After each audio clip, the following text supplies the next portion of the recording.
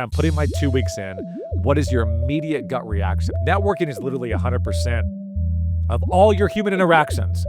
The only thing that prepares you to run a company is running a damn company. Let's talk about the 12 things that I've learned after running a business for 12 years. If you don't know who I am, my name is David Brickley, owner and CEO of STN Digital. We are widely considered the #1 social first marketing agency in sports and entertainment. My first client was Kobe Bryant. I've since scaled the company to 8 figures annually. And I want to just break down for you the 12 things I've learned most in 12 years. As we crossed our 12-year anniversary, I just sat down and I'm like, what are the quotes, the wisdom from coaches and mentors and books that I've read that have really encapsulated what I've learned, and how can I bring that to you? And I wanted to set context of who I am at the top of the program, because you may be on YouTube, you may be looking for business advice, and you stumble across this video. And honestly, regardless of industry, if you're trying to start a company, if you've already started a company, but you're always looking to grow and get more knowledge, I think this will be valuable. So I want to walk you through the 12 things that I've learned and the lessons, and I'll give you a little insight on top of that too. And if you enjoy it,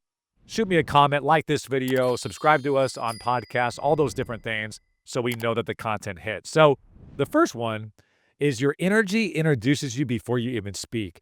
Really approaching a room that you're walking in or approaching a Zoom call that you're logging into with intentionality. I think so often we think, if I can just explain with words, people are going to feel a certain way about me. And you have to realize that as humans and just like evolutionary biology, when someone would walk into your village or your camp, like, you immediately are sizing them up. Like, can I trust this person? Is this person cool? Are they smiling? Are they kind of coming, are they closed off? All these things are happening as new people are walking into our environment. That's just our DNA. And I think so often we forget that if you come into a room smiling, or you just have like a little bit of an aura about you, that it's so important for people, because we're constantly making subconscious decisions about people, whether we like them, we trust them, before they even speak. And I don't think we often talk about that enough as a society. So the first one, I think it's pretty straightforward there, but remember, your energy introduces you before you even speak a word. Okay.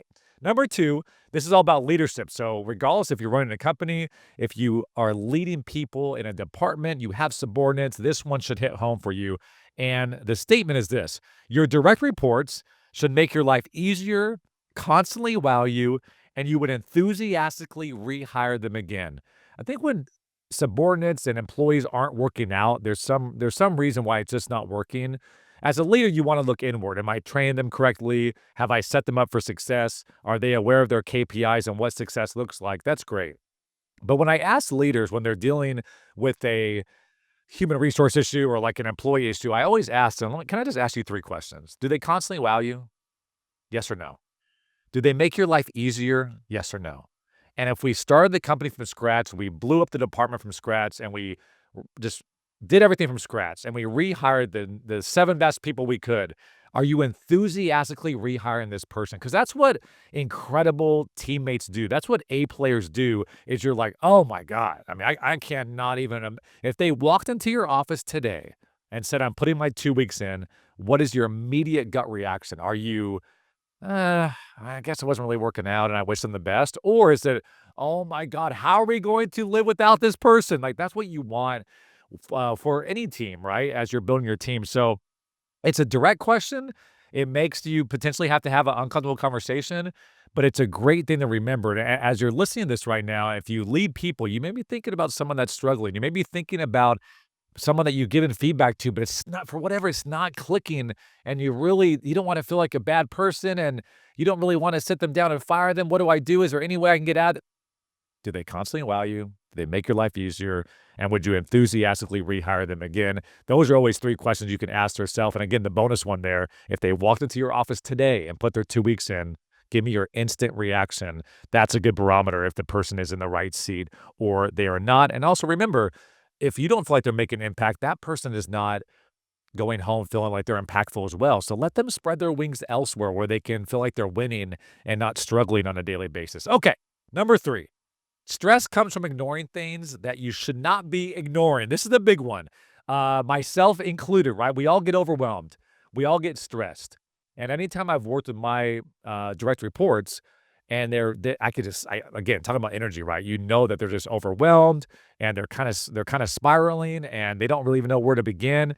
Typically, that stress comes from we haven't sat down, we haven't prioritized what's important, we haven't maybe attacked the elephant in the room. It may be a personnel issue, which are always the toughest with the uncomfortable conversation part. So stress comes from just simply ignoring things you shouldn't ignore. So are you stressed out because you think AI is going to take over your business? Well, it sounds like you need to do a 4 hour offsite and dig into your vulnerabilities and do a business plan and break down how you're going to use AI. Are you stressed out because you're overworked and you don't have help? Well, who are your direct reports? Who's your teammates? Who's dropping the ball? Do you need to elevate that to somebody? Very, very important to realize that. I think once you realize why you're stressed, you can start to dig yourself out of it. All right, number 4, a lot of kids come to me from my alma mater, San Diego State University, and they ask me, how do you network? Like, what is your advice for me to meet people and decision makers and make sure I can build my career? And I always remind them, and this is the 4th tip, networking is literally 100% of all your human interactions. And I think people think that handing out business cards at a conference is networking. I think people think having a coffee with somebody in their industry is great networking. Sure, that could be part of networking, but I can't tell you how many times the neighbor's friend or my uncle's colleague or just people that I wouldn't imagine in a million years has a connection that can help me.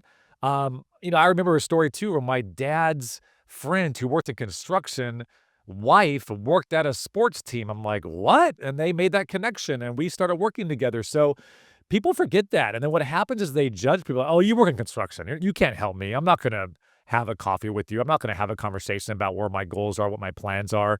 You never know. You never know who's going to really bring you up that ladder to success. So I always remind people, if you're a great human and you stay curious and you're super nice and you have great energy to every single human interaction that you ever have, that starts to come back to you. People know, like, oh yeah, David works in sports. Like, I should connect him because I just met somebody in sports at a random dinner and I feel like I should connect these people. That starts to happen so often as you get into your career because you showed up with intentionality in every single relationship and you didn't treat the CMO any different than you did the intern, whether it be a client or a colleague. So that's a good one. Networking is literally 100% of all your human interactions. Okay, number 5, being positive in a negative situation isn't naive, it's leadership. Man, I think you have to understand that when you're the leader, you're the coach. And if you're a head coach and it's always about you guys suck and you're not running the offense and this is not going well, it's really hard to get optimism and get people to turn around that behavior or get people to turn around maybe a bad quarter or a bad sales month or whatever it may be. So I think hold people accountable, no doubt. But I think sometimes there's bosses that just yell and you guys are not doing what I told you to do. And what are you doing? And I think being positive in a negative situation isn't naive, it's leadership. What is the glass half full mentality that we can realize that, hey, we've done a lot of great work. We're making a lot of great progress. We're struggling here, but that's part of the game. Let's make sure we clean this up and we can compound and build upon all the success that we're having. Number 6, being vulnerable is what great leaders do. This is huge, and I think a majority of leaders don't do this because they consider it a weakness. They never admit that they also are stressed. They never admit that they're a little scared. They never admit, you know what? And I've done this throughout my career, and I've gotten such great feedback from it. As we were scaling as a company, I'm like, guys, I've never scaled a company from 20 to 60 employees. So I'm going to make some mistakes. I'm going to try some things. I'm going to ask for advice from consultants and mentors. I'm going to read a lot of books, but I'm not going to be perfect. And I'm going to try our best to scale and listen to you all and find out what we need.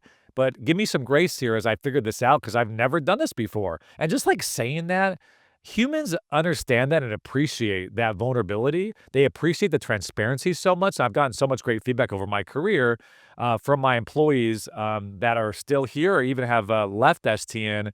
I appreciate how transparent you were. I've never worked for a boss that said, hey guys, I may mess this up. If I do, I'll admit it and we'll get better for it. That really helps, I think, build an amazing culture. Okay, so we're halfway through. Being vulnerable is what great leaders do. Hey friends, quick favor. Can you please like this video and subscribe to this channel if you get any value from this episode or the show in general? We'd really, really appreciate it. Back to the action. Number 7, if you expect your team to win, they need to have a scoreboard. This is huge. I don't think often enough leaders and companies say these are the two metrics that matter the most in our company.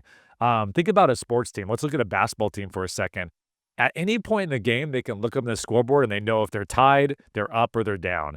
And based on if they're up by 20 or down by 20, there's a different level of performance that happens. If you're down by 2 with 1 minute left in the basketball game, you better believe that you're giving every ounce of energy left that you have. You're diving after loose balls, you're talking on defense, you're boxing out, all those different things, right? But if you're up by 25 with a minute left, I don't think you're diving on a loose ball like this, so understanding that business is the same way, it's really the game of business, and understanding what success looks like. Are we on pace, behind pace? It gives employees and teammates so much impact. So if you're running a social media department, if you're running a marketing department, make sure you know what metrics matter the most so when you can celebrate as a team and you can drive towards that. Because if everybody's pulling the same direction, that's why a team works so well. When, again, it's a 2-minute drive and you're down by 6 and you're a football team, and everybody on the 11 starting 11 look up at the scoreboard and know about the time, and they know what down and distance it is, and they know what the score is. It really allows you to perform at the highest level. So make sure you have a scoreboard. Number 8, a person's success in life can usually be measured by the number of uncomfortable conversations they are willing to have. This is tough, man. I mean, listen, our parents never sit us down and say, you know what, David, today, this weekend, me and your mother are going to teach you how to have an uncomfortable conversation. So anytime that you feel you need to address something with somebody, here's how you do it. No, parents don't do that. Our teachers don't do it. Our professors don't do it. Our bosses don't usually teach us how to do it. So it's so uncomfortable to have that uncomfortable conversation.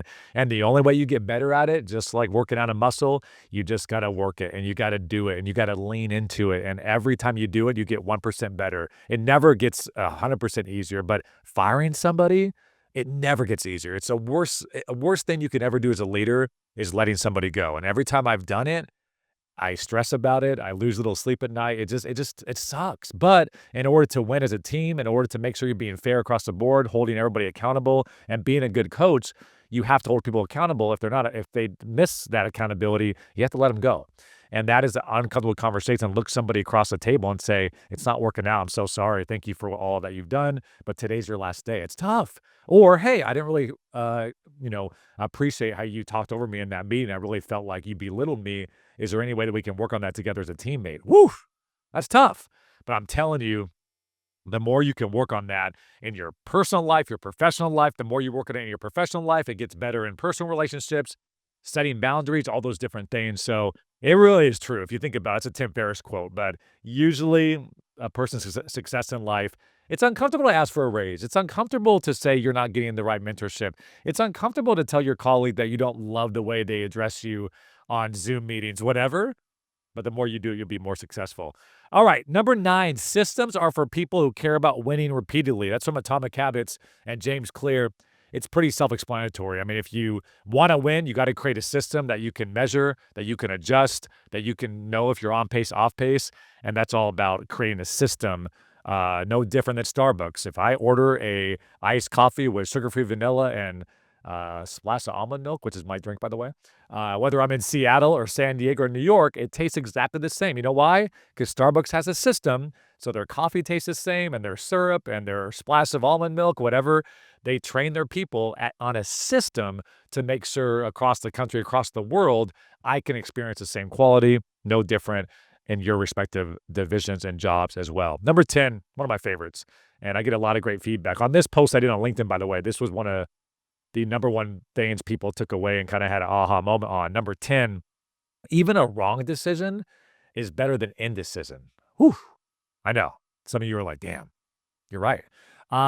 We so often beat ourselves up. We get the paralysis by analysis, especially with uncomfortable conversations or, direct report problems. We want to try to get 100% there, but I think Jeff Bezos actually is the man behind this quote, but you're never really able to get more than 80% of the way sure on anything in life, if it's the right decision or not. So if you're at 80, go. and live with the consequences if it's a wrong decision.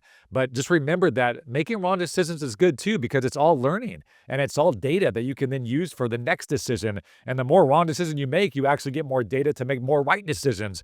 So remember, making that decision with all the data that you have currently at your disposal, learn to live with it if it was the wrong one. But typically, especially if you trust your gut and you know 80% of the way there that it is most likely the right decision, I gotta tell you, I can't really remember anything where I was 80%. I 80% knew that it was the right decision. In my gut of gut, in my heart of hearts, I knew it was the right decision and made it. I don't know if I can even remember something that I was there, and then I actually made a terrible mistake and I shouldn't have done it. I can't in 12 years of business, I can't even remember that. So I think it's pretty spot on. Number 11, this is from he's been on the podcast as well, Aaron Keith, who's my business coach, but also a great mentor, life coach, and friend. Life shrinks or expands in proportion to your mental, emotional, and physical capacity. You what you understand about people, and myself included, is any insecurity you have away from the office shows itself in the office.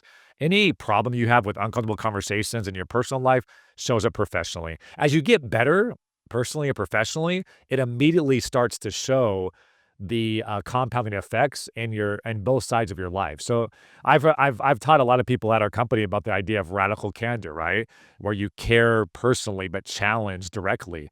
And as I gotten better at it here at STN, they said, hey, in my marriage, in my significant other relationship, I'm actually having a lot more transparent conversations. I'm sitting down and I'm sticking up for myself or whatever it may be. And it's just so cool to see that. I've noticed that with myself too, going to therapy, working on some personal things. Immediately, I become a better leader. I become a better client, relationship guy, all those different things. So just remember that anything that you're dealing with personally or professionally, if you can work at it and dig into it, you're going to see that effect on the other side. And number 12, the only thing that prepares you to run a company is running a damn company. You can read all the books in the world. You can talk to all the mentors, all the coaches, ask all the questions, but you just got to fail fast. You got to go through it. You got to, do all the things to run a company, and then you get better at running a company. No different than the way you get better at pull-ups is you just got to do a lot of pull-ups. You can read about it. You can do a lot of other exercises, but ultimately you got to get in there and do the dang thing. So there you have it. The 12 things I learned most in business in the last 12 years. I hope you guys enjoyed that. And again, if you just stumbled across this content on YouTube, you don't know about my content, definitely focusing on marketing and social first and sports and entertainment. But I hope that provided a lot of value to any leader out there, anybody going through their career. So there you have it. This has been yet another edition of the Business of Social podcast. My name is David Brickley, and it's all been powered by STN Digital.